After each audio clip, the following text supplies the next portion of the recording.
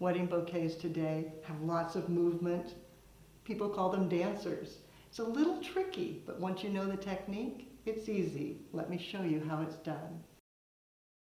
Today, I started with this gorgeous rose. It's called Sahara Sensation. It comes from gardenrosesdirect.com.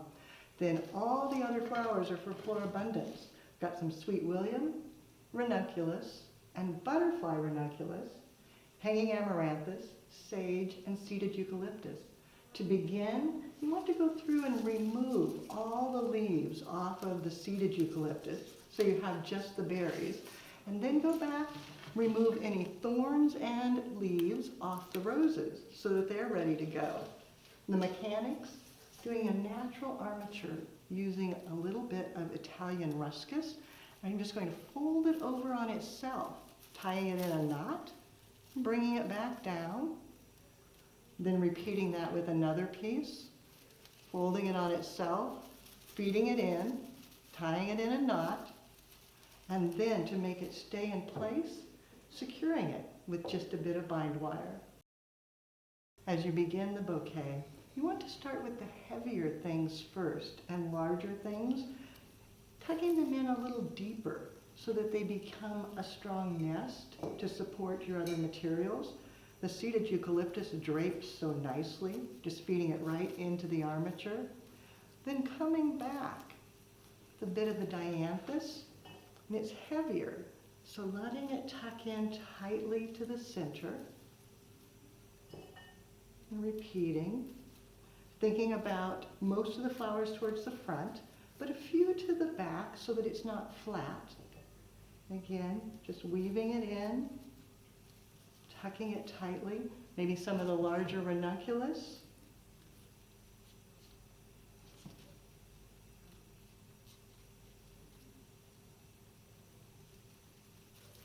And of course, some of the beautiful roses, because you want them at different levels. Some will come up taller, but some you want tucked low to pull the eye down into the bouquet. Then repeat, coming out towards the side. With the larger flowers in place, then you can come back and accent it with longer, softer blooms, the butterfly ranunculus, letting them come over the top a bit.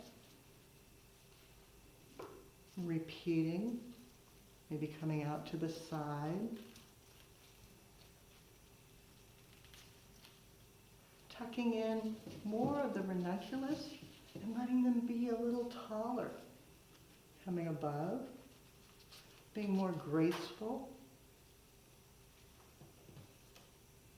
Maybe another coming out towards the front, just weaving it through, catching it in your hands.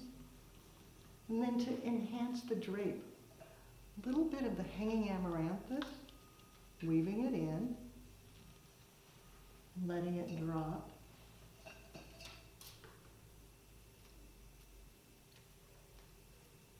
Finding the perfect little hole to feed it through. Then coming back with additional blooms to extend to the sides. As you finish, think about the underside and tuck in just a little more foliage wherever it needs to support the flowers. Look to see if there's any spots that needs another bloom, maybe right over here, feeding it in. Then when everything's where you want it, go back and bind it off using a bit of bind wire to secure it in place.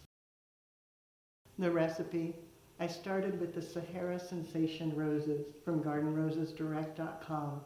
Used 9 stems. Then I filled in with the other flowers from floribundance. I used 5 of the ranunculus, 5 of the sweet william, 3 of the butterfly ranunculus, then a bit of sage, a little bit of seeded eucalyptus, and 3 stems of the hanging amaranthus. The wedding season is almost year-round now, and winter weddings, oh so lovely. You'll see more beautiful wedding inspiration on the website, flowerschool.com. If you have questions, you can reach us through there. But now, it's your turn. Gather up your favorite winter flowers, And you can see there's a lot to choose from. Create a bouquet, give it a little bounce, a light feeling. Take a picture, post it on social media, and hashtag Fall Design Institute. That way we all can see what you do as you do something you love.